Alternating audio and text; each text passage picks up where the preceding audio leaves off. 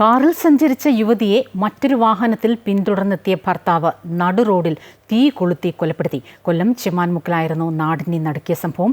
പ്രതി പോലീസിൽ കീഴടങ്ങി. അറസ്റ്റ് ഇന്ന് രേഖപ്പെടുത്തും. ചൊവ്വാഴ്ച രാത്രി 9 മണിയോടെയായിരുന്നു സംഭവം. കാറിൽ സഞ്ചരിക്കുകയായിരുന്ന കൊട്ടിയം തഴുത്തല സ്വദേശിനി 44 വയസ്സുള്ള അനിലയെ മറ്റൊരു വാഹനത്തിൽ പിന്തുടർന്നെത്തിയ ഭർത്താവ് പത്മരാജൻ പെട്രോൾ ഒഴിച്ച് തീ കൊളുത്തി കൊലപ്പെടുത്തുകയായിരുന്നു.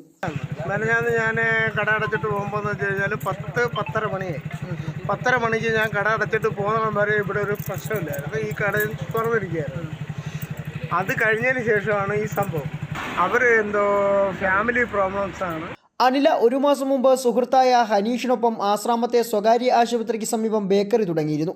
ഇതിനായി ഭർത്താവ് പത്മരാജനിൽ നിന്നും 1.5 ലക്ഷം രൂപ കടം വാങ്ങി. ഇതുമായി ബന്ധപ്പെട്ടും മറ്റു കുടുംബപരമായ തർക്കങ്ങളുമാണ് കൊലപാതകത്തിൽ കലാശിച്ചതെന്നാണ് വിവരം. കടയടച്ചിറങ്ങിയ അനിലയുടെ ആൾട്ടോ കാർ കടപ്പാക്കട മുതൽ പിന്തുടർന്ന പത്മരാജൻ സമാന്തരമായി എത്തി ഇടിച്ചു നിർത്തിയ ശേഷം കാറിലേക്ക് പെട്രോൾ ഒഴിച്ച് കത്തിക്കുകയായിരുന്നു. കാറിന്റെ ചില്ല് തകർത്ത ശേഷമാണ് അനിലയുടെ ദേഹത്തേക്ക് പെട്രോൾ ഒഴിച്ചത്. ഒപ്പമുണ്ടായിരുന്ന കടയിലെ ജോലിക്കാരൻ ഇറങ്ങി ഓടിയെങ്കിലും പൊള്ളലേറ്റു. ഇരുവാഹനങ്ങളും പൂർണ്ണമായും കത്തി നശിച്ചു.